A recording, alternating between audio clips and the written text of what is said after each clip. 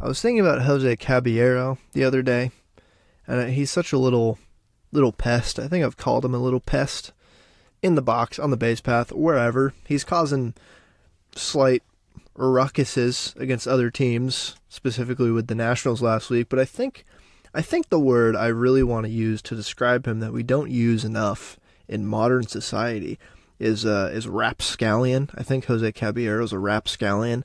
I want to bring that word back. That's an elite diss.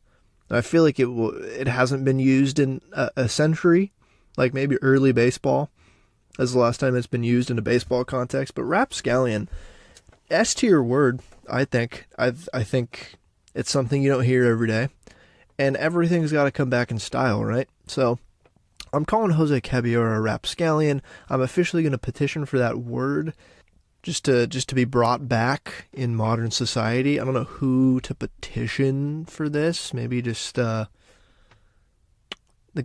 government. I could write a letter to Joe Biden, maybe, or everyone listening. Let's just start using rapscallion again.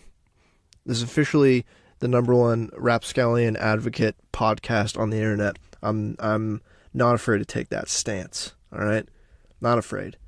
Anyways, welcome back to the Chaos Ball Podcast, everyone. Welcome back. It's been a couple weeks. Had a week hiatus there. Life happens. I have tight windows to record for reasons I don't need to tell you. But didn't record one last weekend, and then the Mariners go out and have a week out of hell. So, and I feel like I was feeling more optimistic going into that Sunday when I would have recorded. And then you know what they do. You know what the Mariners like to do. I am here today to fix them via trade. I will fix the team. And if they weren't absolute cowards, John Stanton, if you were an absolute coward, you'd hire me to fix the team instead of this Jerry DiPoto fella. But what's going on? I feel like the season's reached a low point. I feel like the house is burning. I feel like they've lost the plot completely.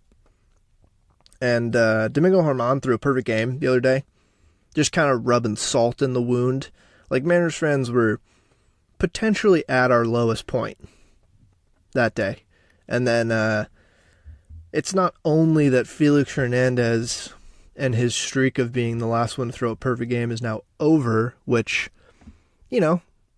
sad about it, but it's crazy that it held on for more than a decade when there were like 5 perfect games thrown in like 3 years in that span, like from 2010 to 2012 or something like that. Pretty crazy it held on for that long. It was one of the longer streaks of no perfect games in baseball. And then it's broken again on a night that Mariners fans were already feeling terrible that week. It's the Yankees, first of all. No one likes the Yankees. But even then, you can appreciate a perfect game. But then it's on Wednesday night in Oakland. Especially in 2023 Oakland Athletics. Just like the worst place to throw a perfect game. Like Domingo Germán, they weren't even in New York for it to be cool. He did it against the A's, which, listen, their offense hasn't been the worst in the league, but they are actively trying to lose baseball games. So it's not like it makes it any less impressive. But then when you factor in that it's Domingo Germán that is throwing this perfect game, and I think a lot of people in baseball, and me personally, are dubbing it a rather imperfect game. It's a perfect game, but it might be the most imperfect, most pedestrian, most, oh, yeah, that happened, perfect game ever. Like, when you bring this up, like, Yankees fans, cool. If you're a Yankees fan and you're happy about it, like, fine. I'm not going to rain on your parade. Be happy about your team throwing a perfect game. Like, it's pretty cool. And I think I'm happy for Kyle Higashioka. He's now caught a no-hitter and a perfect game. That's pretty sweet. Shout out to him. But I will not ever celebrate Domingo Germán. If you don't know by now, the entire baseball community was actively rooting against his perfect game as it was happening, which I've never seen before. I've never seen the entire internet, the baseball internet community come together quite like it did Wednesday night to root actively against this perfect game, because Domingo Germán is an absolute garbage person. I know it was years ago, a few years ago, that he got suspended for 82 games, or 81, 82, probably 81, half the game, but half the season, but got suspended half the year for domestic violence. He was never actually charged because his wife didn't bring the charges to court or anything, but it was well documented that it was after a team like event. He was very drunk and was physically assaulting her, and she had to hide in a room and all that. I'm not going to go over the details of that. If you want to learn, you can go learn yourself, but essentially an MLB rep was alerted to the situation, and they took it into their own hands to suspend him for half a season. That was not very long ago. And then even like piling on this year, he got suspended 10 games for sticky stuff, and that was like his second or third time he was involved in sticky stuff drama this year. He's generally just kind of seems like a bad, shitty dude. So tough to root for. But if you're a Yankees fan, you're happy. Your team threw a perfect game. Awesome. Your team threw a perfect game. And again, I'll celebrate Kyle Higashioka. I will not celebrate Domingo Germán. And it's sad. It came on the night that the Mariners lose again to the Washington Nationals at home, drop the series to 2 out of 3 games. And then we all sit up and watch the Yankees beat the A's, and Domingo Germán breaks the streak of Felix Hernandez's perfect game. Felix Hernandez still my king. Still, I was at that perfect game. We'll never ever forget that, and it will never leave my mind. And also, it was just more impressive. It was a more impressive perfect game. It was 1-0. Part of it, like, it was in Oakland on Wednesday night, so there were a lot of Yankees fans there, probably the same amount of Yankees fans as Oakland fans, but it was also a blowout. It wasn't even close. It was like 10-0. Like, come on, that's no fun. No fun at all. Nobody had any fun, and nobody's having any fun celebrating it besides Yankees fans, and maybe Domingo Germán himself. Just really unfortunate that had to happen, and he's now etched in baseball history in perfect games. It's pretty crazy, the history of perfect games, but I won't dwell on it too much. That is the news around the league, because this is a very Mariners. This is a Mariners podcast. This is a Mariners heavy episode. And boy, I think rock bottom was reached last week in Mariners baseball. Oh, and also I'm recording this during the Rays Mariners game on Sunday. It's the bottom of the 5th. It's 6-5 Rays right now. We'll see if our Mariners can turn this around and somehow get a series win against the Rays. And I'll go into more about Friday's game later in the episode, but maybe I'll update you live, even though this is coming out after this game has happened. So I'll react live to what happens, because I'd like them to win this game. That'd be sweet. That'd be cool if they could win this one. But let's just talk about it. We're about halfway through the season. Obviously, the Mariners have been a disappointment. It's felt a little numb up to this point. The season, it's been strange, but I think hopefully it was rock bottom last week when they lost to the Nationals. I think it was the worst feelings we've had all year. I sensed it from the fan base, from the players, even from myself. You can kind of tell, like, the players are obviously frustrated. At least I guess they had an off day the next day to regroup, and then they get savaged by the Rays on Friday. And they come back with a win on Saturday, and then they're at least fighting today. It's just the low point was definitely losing 2 of 3 to the Nationals after going to Baltimore and dropping 2 of 3 there after a really promising first game. Really unfortunate that had to happen. And then you beat the Nationals in game 1 of the series Monday through Wednesday, and then you lose 7-4 and 4-1, and you just can't really get much going against Nationals pitching on Wednesday. Like, how? the offense continues to baffle me of how incompetent they seem. But that, I hope that's the low point. The low point, going into that, it felt pretty low. I mean, you lose 2 of 3 to the Yankees before the Orioles, and they were close games, and then you beat the Yankees on Thursday, 10-2. You're feeling great. Then you beat the Orioles 13-1. It's like, oh, wow, the offense has come alive. And then you lose 2 to the Orioles and then drop a series at home to the Nationals. Like, it's like they're toying with us. It's like, look, we can score runs when we play really well. look at how many runs we can score when we're playing somewhat up to expectations. And then, next game, look at what we can't do is score runs against maybe the worst pitching staff in the league in the Nationals.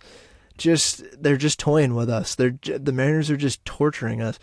And this is not out of the ordinary. I mean, I'm a Mariners fan who was not really alive or sentient to see any of their successes in the early 2000s, in the 90s at all. And I've lived through nothingness for so long now. And so I'm not super surprised they're kind of just torturing the fan base a little bit this year. And it's not really out of the realm of possibility that there's more rock bottom to come with this season. I hope not. I'm optimistic that maybe there isn't. It just felt numb this year, weirdly. It's just been very strange. I'm not doing a BREF Player of the Week this week because I just have a lot of stuff to talk about in terms of trade deadline and Mariners, but I'll continue talking about the Mariners for a while. I've thought a lot about this team the past couple of weeks. It feels like they've been in the same kind of purgatory all year where they can't really get on any kind of streak. Like I really wish they would just win more baseball games, but they simply just refuse to do so. Like they haven't been good enough consistently to go on a long winning streak, but they haven't been bad enough to go on a long bad streak. So they've been in flux all season. They've been in this weird purgatory of like within 3 games of 500, either below or above. They've been just barely above. They've been just barely below the entire year, which just translates to being a mediocre baseball team, which is kind of what the floor of this team was the past 2 years. If you look into it, like the floor of this team is kind of mediocre. I mean, they've outplayed their projections and Pythagorean win-loss the past 2 years. And this year, the projections liked them to win 83-ish games to 84, maybe. That was just the computers.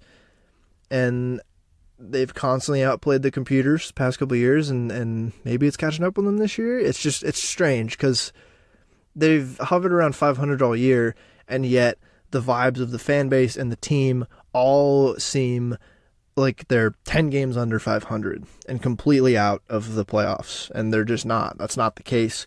It's more because of the expectations that were set before the season by the season last year, by a lot of fans who see playoff success and a similar-ish team to last year, and it can sour very quick, as we're seeing. Expectations can ruin a season, and this team is better than this. I think that's also where the frustrations are coming from. This team is definitely better than this. There's just been underperforming players, top down, in the lineup. But that's also baseball. That's also Mariners baseball, specifically. I mean, there's more players to count. Like, I can't count them on my hand of players who they haven't necessarily been hyped to come to the Mariners, like through trades or free agency, mainly trades, where you get a player that's performed well elsewhere, and you put him on the Mariners, you plop him right down in the Mariners lineup, and he underperforms. That's a tale as old as time. That just happens all the time, whether it's the ballpark, playing in Seattle, you have to travel on average more than most teams, probably just being kind of remote and sequestered up in the Northwest where there's no other teams. I don't know what it is. It's the vibes. It's just, that's what happens with Mariners players sometimes. But this year it felt like that wasn't going to happen, and then it's been happening. It's tough because it's been happening with Julio. He's been having kind of a sophomore slump of sorts.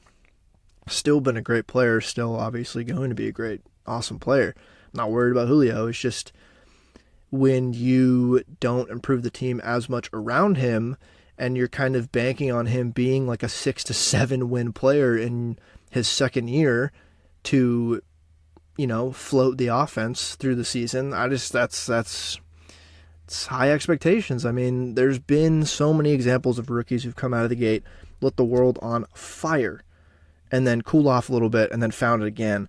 Like Vlad Guerrero Jr. took 2 years to find it, and then has kind of fallen off since then. Judge and like Pete Alonso, crazy rookie seasons, And up until last year, Judge hadn't really replicated that. And then last year, obviously, he had a Barry Bonds type year. Like Michael Harris this year, too. Both Rookie of the Years from last year. Even Spencer Strider, to a degree, it hasn't been as, like, they've hyped coming into the year and haven't been as good. And I think that's just part of what happens. I think guys figure you out, and then you got to adjust. And I think Julio's very okay. He's fine right now. He's fine. I'm not worried about him. It's just tough. It's just tough. I don't know. Before the season, I do believe that I said they didn't improve enough in the offseason, but they've still underperformed even like the modest projections right now, and all the projections were kind of similar. Like they projected the team to be in the 80s, but not the high 80s. But even then, they've underperformed. Like a lot of the players have underperformed their projections this year. I thought there was a lot to be desired about how the current team was structured, but I didn't expect them to be quite this stinky. The offense, at least, I expected to be a little better, and I didn't really expect this from the pitching staff. Obviously, Robbie Ray's hurt. I didn't expect Bryce Miller and Brian Wu to come up and anchor the back of the rotation as rookies like they have this year so well. That was unexpected, but it's kind of balanced out to being a little below average where I thought this team was going to be, obviously. At the end of the day, even if you've done everything right, like in the front office, team building, whatever, even if you've done everything right, or most things right, the production on the field still needs to be there. Like, your entire process can be correct, and I'm not saying theirs was, but even with that, you still got to have wins. You got to put dubs in the column. Like, I always got to remind myself, and every fan I interact with sometimes, that like winning fixes everything, literally everything in all sports. Nothing else matters if you're winning baseball games.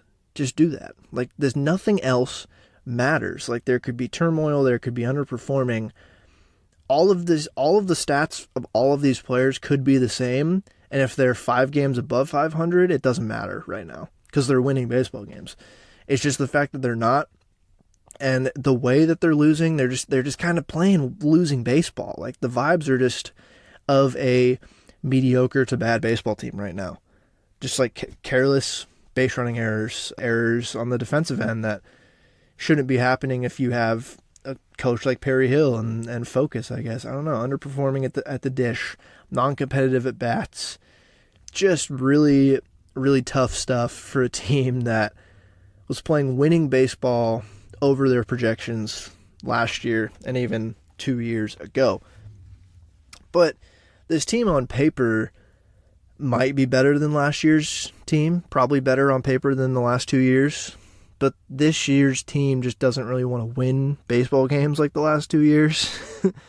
Like, when they're frustratingly in a tie game in the late innings, it just feels like they're going to lose this year, when usually the past 2 years I had the confidence that, like, you know what, they're probably just going to pull something out of their ass and win this game.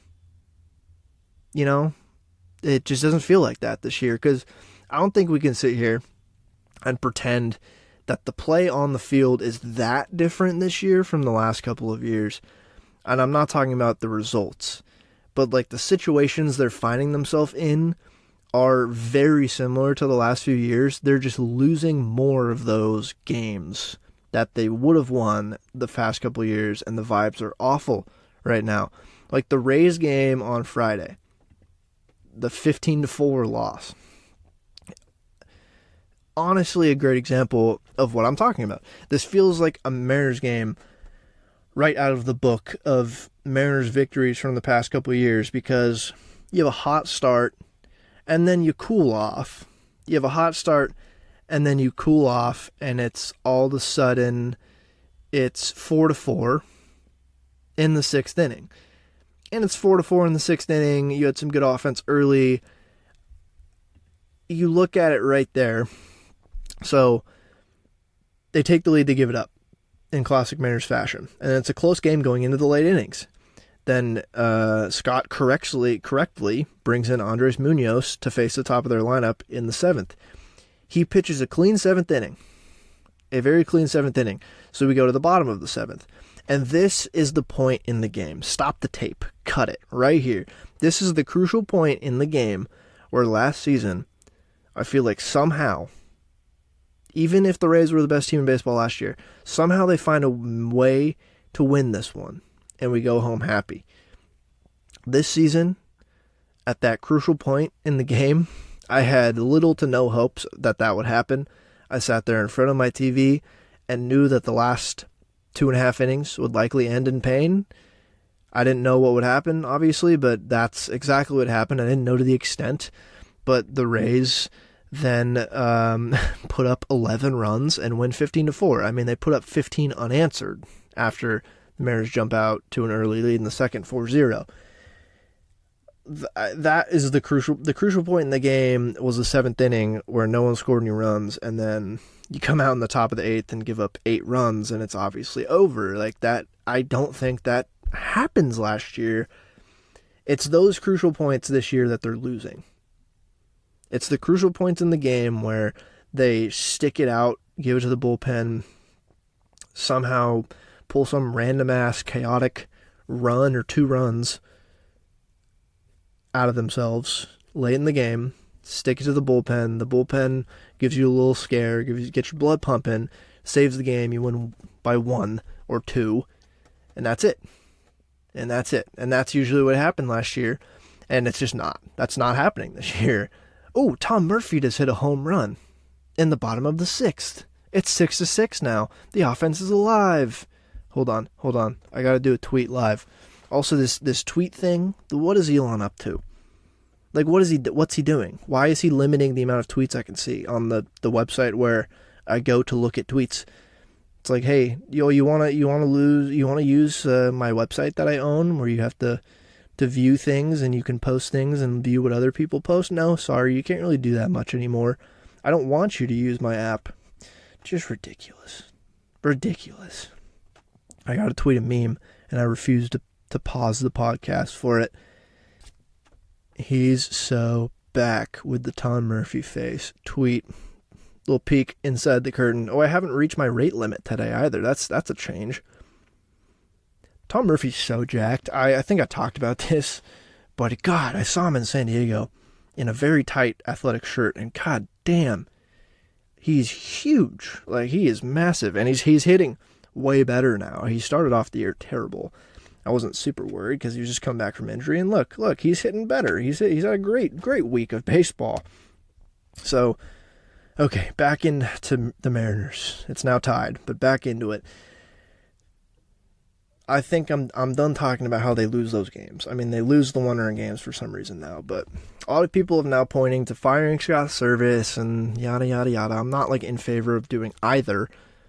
I've a very lukewarm take on the matter. I think sometimes firing and hiring a new manager could do a lot. I think in the case of a lot of managers, like Scott Service, I don't think it'd do much. I think the manager in this case is a mere extension of the front office, and firing them won't change a whole lot. Maybe vibes in the clubhouse, I don't know. I think managers in baseball especially are mainly shields for the front office, and I don't think firing them means much. I think it's quite performative at times to just fire a manager, especially what Service has said in the press conferences. He's like, well, he's not perfect. He knows he's not perfect. He's obviously not perfect. No manager's perfect. But at a certain point, it's not necessarily his fault that these guys are not playing well, because it's so hard to quantify what a manager actually does. It's very hard to quantify a manager's value to a team, especially when most of them, like Scott, like I said, are just following the philosophy that's set out by the other coaches and the manager and the front office all come together, and I think they set out a strategy, especially with an organization like the Mariners that's clearly more analytical, forward. The manager and a lot of the coaching staff was brought in at a similar time as the GM, Scott and Jerry, the same time. And the manager is more just like a figurehead of the entire organization. He's kind of like the White House press secretary. They can kind of just get berated by the media, and they're just a meat shield for the whole presidential the cabinet and shit like that. I don't know. I just don't think managers matter that much in baseball, but it's also I don't know how to quantify how they matter. I think it's a very case by case basis. It's a huge part of their job to like keep the team together and cohesive and focused, and it's just so difficult to get the whole story of how the team feels about him or how they're doing in that job of keeping the team focused and stuff, like without being in the locker room every day. The only people who can really evaluate the intangibles of what their manager is doing are the players and maybe the coaching staff. Even the front office is probably hard because they're not in the locker room. Like there's only a certain amount of people in the world that can tell you how good of a manager is doing in the locker room or not, and they're not going to tell us. So I just sometimes the relationship spoils, and you gotta fire a guy just to be performative, and maybe we're at that point with Service. I just don't think he'd change that much, and I think Dipoto would find it very difficult to do this because they're homies, and they probably share like a very similar mindset for the organization and for the game of baseball. I don't know. My point is just that a lot of people will just make a point and say fire him and make it seem like firing the manager is some cure-all and hiring a new manager will turn it around. I don't know. I don't know about this specific situation. I believe in a manager and a culture fit, and a team culture fit. I think that is of the utmost importance. I think agreeing with the front office's strategy is important too, just, so they're not butting heads, and they're obviously going to hire someone they think will push out the strategy they've set forward for the team and give their own input and stuff. But I think like culture fit and a manager matters a lot more than anything else. It's very hard to quantify that too. And I think that should probably factor into the hiring though. Like a good example just off the top of my brain recently is Gabe Kapler. He seems like a fantastic culture fit for the Giants, for not only for the organization, but for the players they currently had on the team when they hired him. I think it was a great fit. And he just wasn't for the Phillies. For whatever reason, he was not a good culture fit for the fan base, for the front office, for those players. He just wasn't. And I think firing him did some good, and the Giants hiring him did good for their culture fit. I just think just firing a manager can maybe do some good things in the short term for morale, and I guess satisfy the fans, very briefly. But if it's the same front office and the same strategies that's responsible for hiring the next head coach, aka the same culture, I don't know how much that really changes things. I really don't. Maybe his time's up. I like Scott Service. Again, he's not a perfect manager, but I've harped on this a lot. The grass is always greener, and it'll be the same front office likely that will hire the new manager, and maybe he'll be another talking head. Maybe they'd get spicy and hire someone who will butt heads with them, but the players love them. I don't know. It's just it's hard from my couch to say that Scott doesn't have the troops rallied correctly, because what if they all really love him, and what if the vibes are fine in the clubhouse? I've heard they're not great, but that's just because they're not performing well on the field. Like, how much does that really fall on Scott? I don't know. They fire him. I just generally don't think managers do that much. I mean, Scott's probably openly criticized for his bullpen management, but every manager, like if you get out of your own fan base and look at what every other fan base is saying, they're also actively criticizing their manager constantly. It doesn't matter. Even the Rays, like Kevin Cash, even like Snitker on the Braves, even these best teams in the league, I see fans complaining about the shit they do all the time. You're never going to get a manager you like 100%. You're never going to agree with all of their decisions. Scott definitely has made some very questionable decisions in terms of bullpen management, but I don't think that's just him. I think that's the whole staff and the front office pulling the strings with Scott's, Scott has some say, but I'm sure that's just part of how they do things is they probably rely heavily on the analytics, and he's going by the book.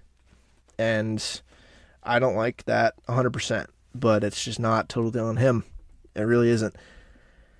And maybe he'll get fired if they keep playing this bad, and I don't know how much it's going to change, but we'll see. It's an interesting scenario because him and Dipoto were hired together because they liked each other, and He's one of the longer tenured managers in the league, I feel like. I don't have the stats in front of me, but he's got to be. I mean, he's been with the team, 7 years now? So, we'll see. We'll see what happens there, but now let's get into some trade talk. Some trade deadline talk. That was my 25-minute rant of how I feel about the Mariners right now. But let's get into some trade talks because, they're not out of the playoffs. They're really not. Right now, your Seattle Mariners, and they are playing right now. They're 39-42 in a tie game right now, so it could be 40-42 if they win this game today. Right now, as we speak, they're 9.5 back of the division. I don't think the division is going to happen. The Rangers look too good.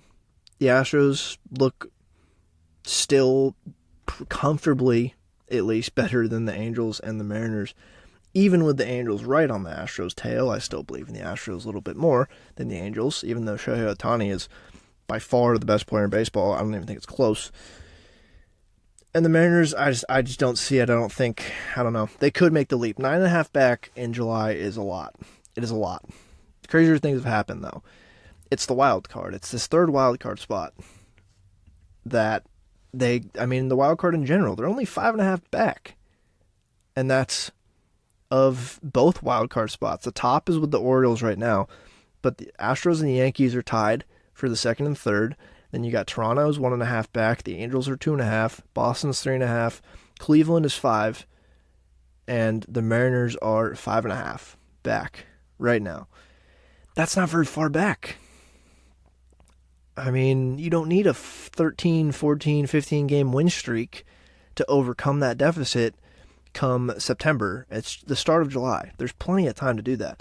The problem is every one of those other teams is aggressively going to try to make the playoffs. Because after the Mariners, you got Detroit, White Sox, Oakland, Royals. Those teams, I think they're mostly sellers at the deadline and aren't going for it. I think you can cut it off at Seattle right now in terms of the teams who are going to contend.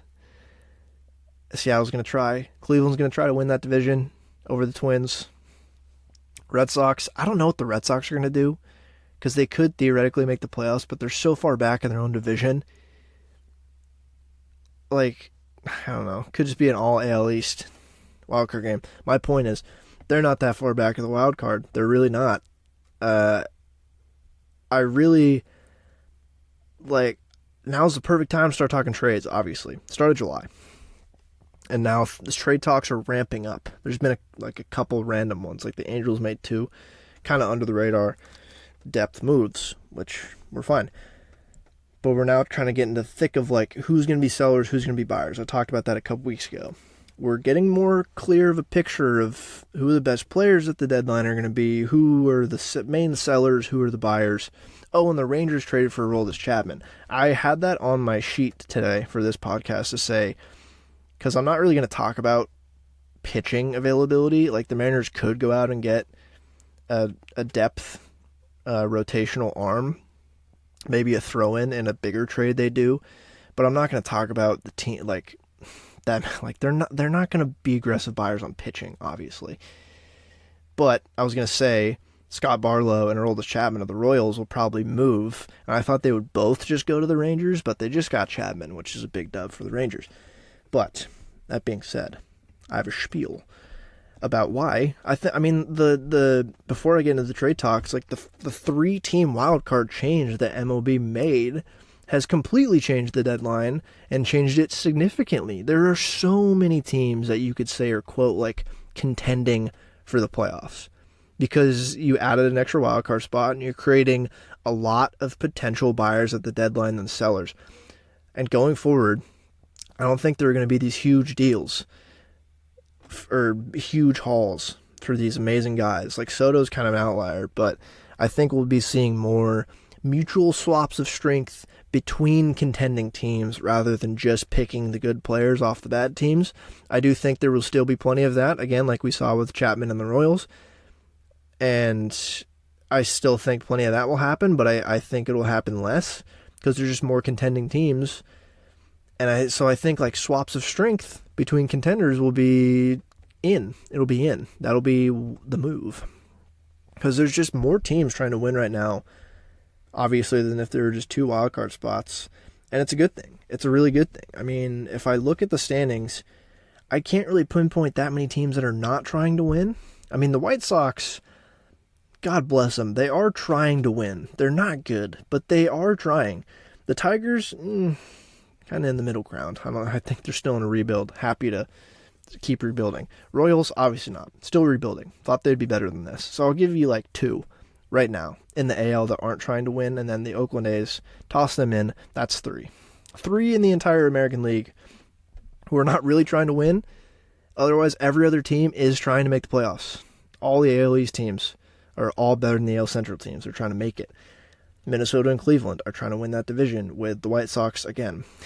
God bless them. They're trying. The Rangers, and maybe come the deadline, the White Sox will be completely not trying and blow it up. The Rangers, trying. Astros, trying. Angels, Mariners, trying. You go to the National League. The Mets, they're trying. They're not succeeding too hot, but they're trying to win.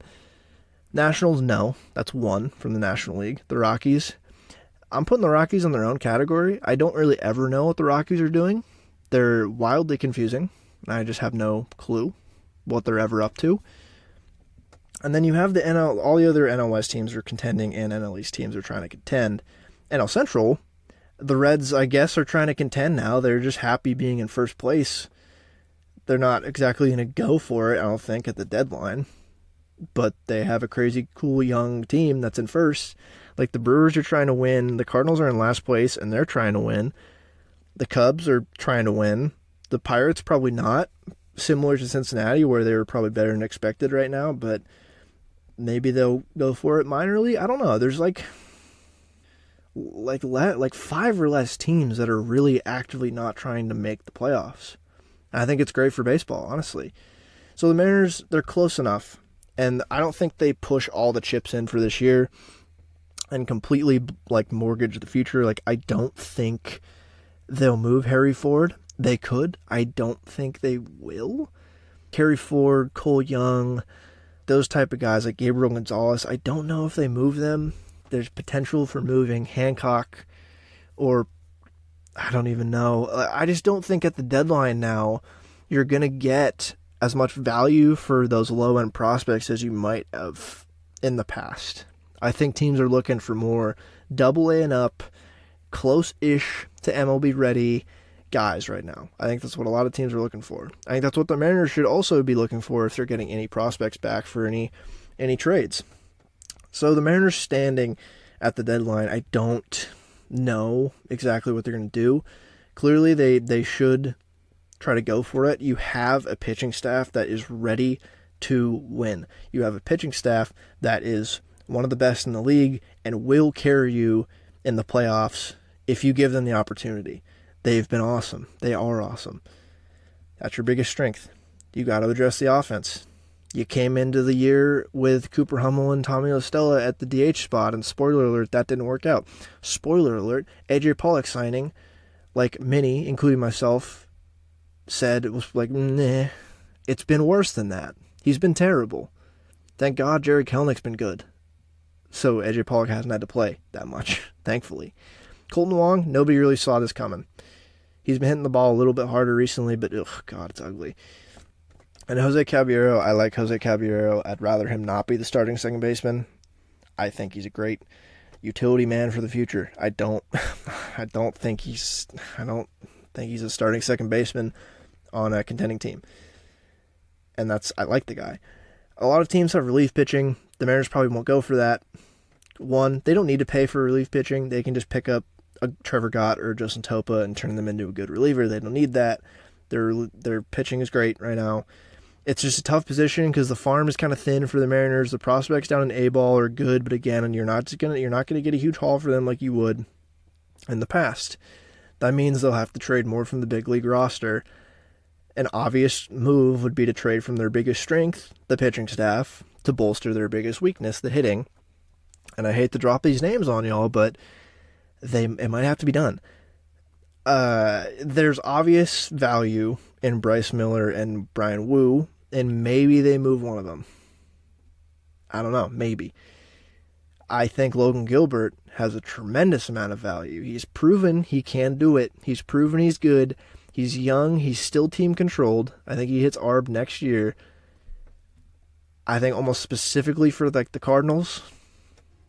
And for him, I hate to say it, I love Logan Gilbert, but he's a valuable trade piece right now. And I think if the Mariners can get a very good or two contributors to the offense out of Logan Gilbert and whatever else that's not the top prospects, I think they got to do it.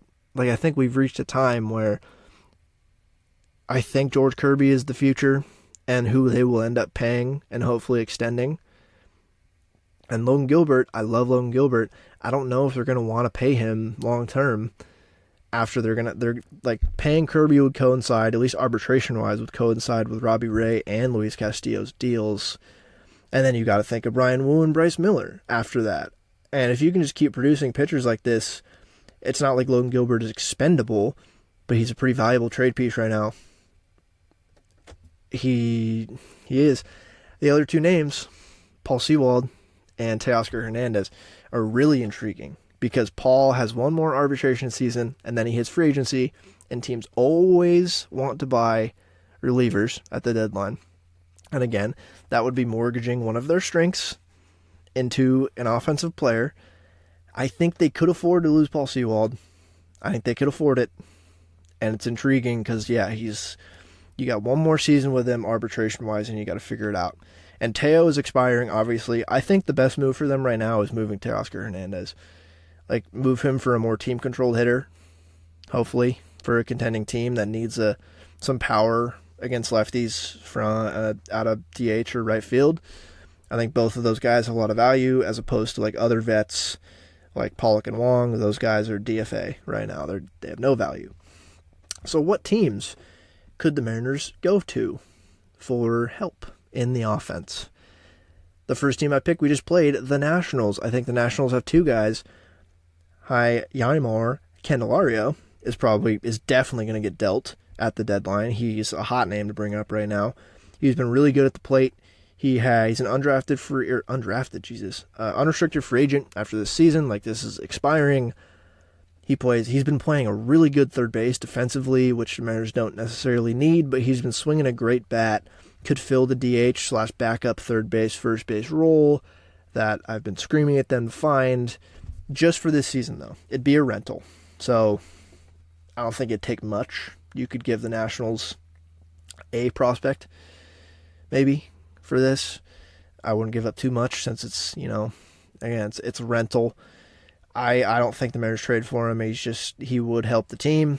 Another guy I think is way more intriguing, and we saw Mariners fans hopefully introduced to him for the first time in that series, was Lane Thomas. Lane Thomas is really intriguing because I don't know if he fits their rebuild unless they want to extend him. Because after this season, he's got 24 and 25, 2024, 2025 as arbitration, and then he's a free agent. So this year is his first arbitration year. So he's team controlled for another 2 years after this.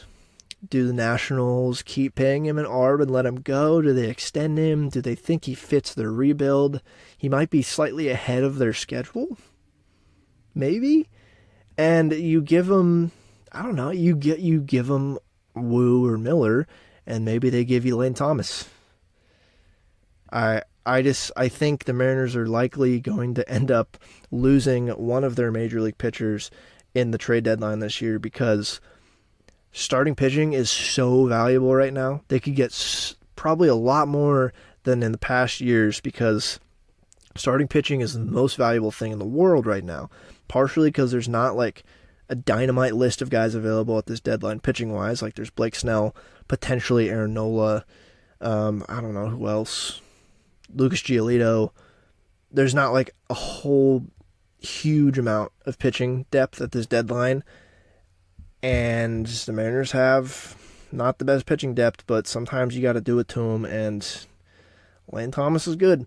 But I don't know. You could get a lot for these pitchers, and you dangle a little pitching prospect, a little Bryce Miller in front of the Nationals, Lane Thomas, and that kind of satisfies the Mariners' need. So that intrigues me. He's been hitting really well. I think that's more of a long shot because I don't know if the Nationals want to get rid of him, but I don't know. Maybe they do. What might be the most intriguing team for the deadline this year is the St. Louis Cardinals. They're terrible right now. I don't know if they'll blow it up. I doubt it. I think maybe a soft little blow up, a soft rebuild. Allegedly, the Mariners and them have been talking already because they complement each other perfectly. They're complete opposites. The Cardinals have so many good offensive players. They've underperformed a little bit too, but they still have a really good offense. Awful pitching staff. This is where I think Logan Gilbert, and even like a Logan Gilbert and an Emerson Hancock, because they need pitching. The Cardinals have, I think, one pitcher from this rotation signed on for next year. That's it. So you do that, and maybe, listen, Paul Goldschmidt expires after next year. He's got $26 million on the books for the next 2 years, this year and next year, and then he's a free agent. He's the most intriguing name at the deadline, I think, because it's Paul Goldschmidt. They could move off of him because it clears a little bit of room for prospects, unless they really think they can regroup with their pitching and really go for it next year with him. Then maybe they hold on to him just for that year.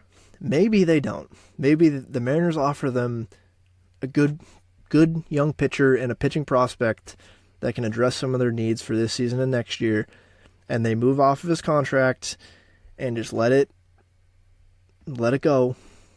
I don't know, man. That would be awesome, though, wouldn't it? Who knows? Who knows if they'll do that? I don't know. It would be hard for them to let go. It's Paul Goldschmidt. But that'd be amazing. I mean, you could just DH Ty France, DH Paul Goldschmidt. I don't care what you do at first base. The other Paul on the team that's interesting, Paul DeJong.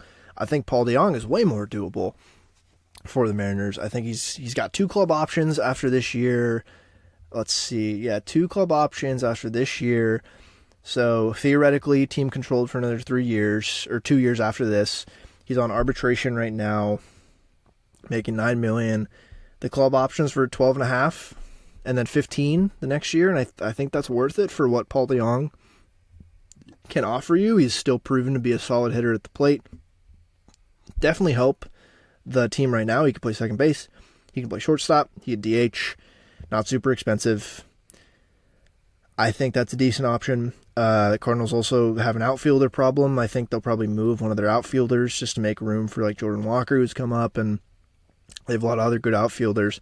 I don't think they'll trade Brendan Donovan, who's been playing second base a lot and corner outfield, because he is on fire right now. He would cost an arm and a leg.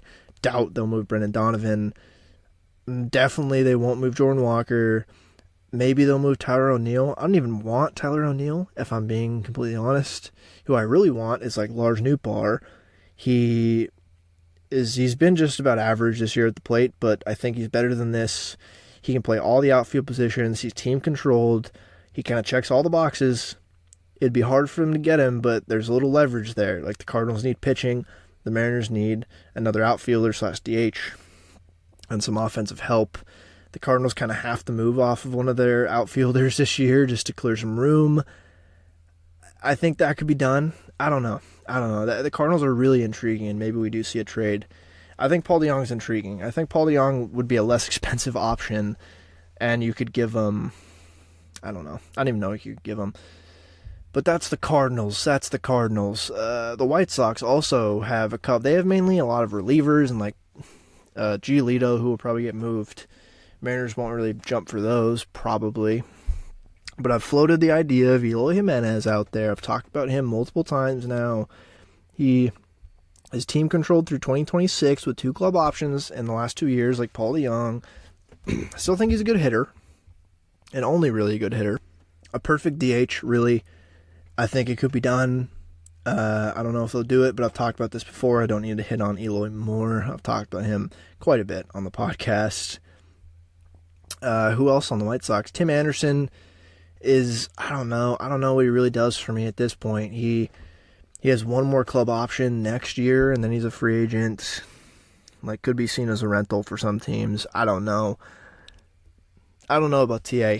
He's been hurt, but I just don't know if his bat is still there. It might maybe he just needs a change of scenery. Like, it could be just a change of scenery and he recaptures more of his old self. Like, maybe that's it. He could definitely play up the middle for the Mariners and provide good defense. It wouldn't be as expensive either. Like, it could be just a decent swap to not completely mortgage the future of your pitching staff and try to do something now. I'm not super convinced. And then more teams. Who else might trade?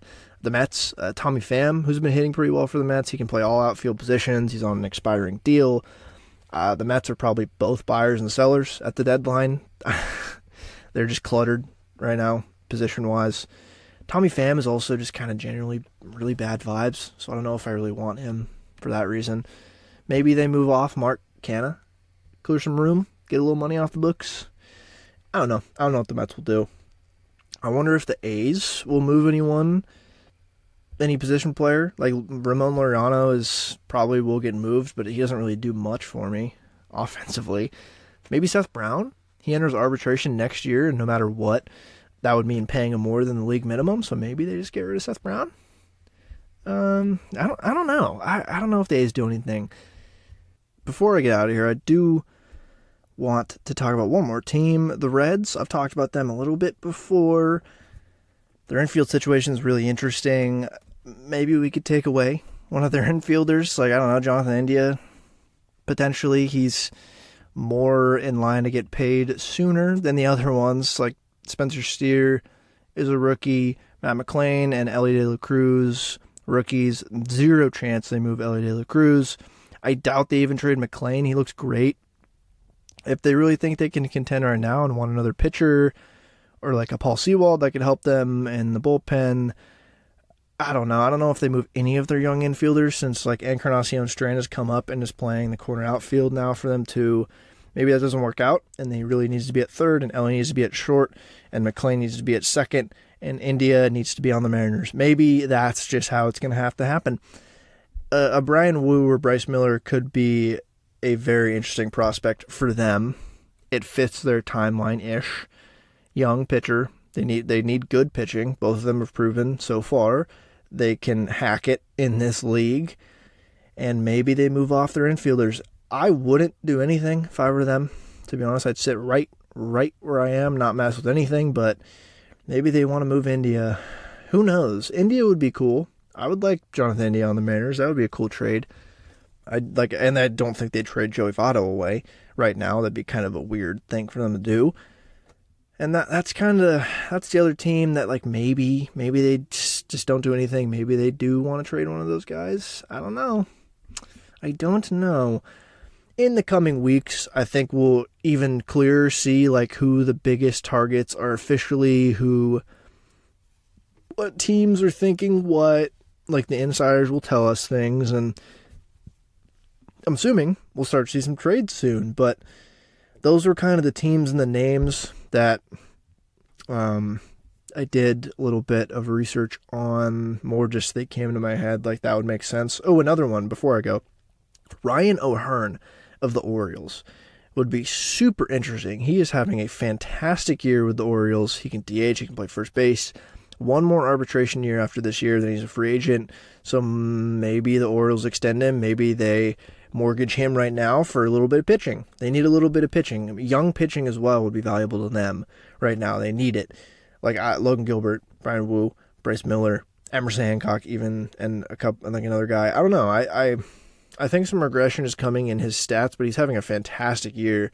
And it could be just a thing that it seems like the Orioles are a great organization. It could just be a thing where he's on that team, and that is where he's going to be at his best, because it's just seems to be an organization. Like, Aaron Hicks has gone there and kind of started hitting way better than he was on the Yankees. Like, it seems like maybe they're a type of organization that just does that, and he comes to the, like, what would happen if the Mariners trade for him and he comes to the Mariners and starts being terrible. That's what I could foresee happening. But Ryan O'Hearn, another really interesting name to throw out there for the Mariners. But that's it. That's it for this pod. It's going to be an interesting next few weeks, because I still think the Mariners are going to hang around 500, and they should try to win this year. They should try to be in the playoffs this year because there's 3 spots. They're only 5 to 6 games back right now. They should try to contend. And they can do that without like completely getting rid of prospects for the future. They can do that. Will they? Who knows? I don't know what they're going to do. They got to do something though. I think they have to do something. If they do nothing, the fans will riot and burn the stadium down. So they're going to have to try to do something to address the offensive woes. And hopefully the meat of the order, like the past couple days, they've been a lot better and producing runs. Like JP, Ty, Julio, Kelnick, Teo, they've all been a lot better at producing runs. And it starts with them, the offense. It starts with them producing like they should. And then they can address the other issues with trades and stuff. But it does ultimately start with some of these players just playing better. But we'll see. It's going to be an interesting month. Very crucial month. Very interesting month. Anything could happen, really. And before I sign off here, thanks for listening. Greatly appreciated if you're listening this far. The Mariners, as we speak, are in the top of the 8th against the Rays. It's 7-6 now. That little rapscallion that I was talking about earlier, Jose Caballero, got a hit-by-pitch, bases-loaded RBI to take the lead in the top of the 8th. And then JP got called out on strikes to end the inning. That is Mariners baseball this year in a nutshell. But hopefully they win this game. I'll be much happier if they do. But otherwise, of course, have a great rest of your week. May your week be full of trade deadline rumors. And ultimately, and of course, go Mariners.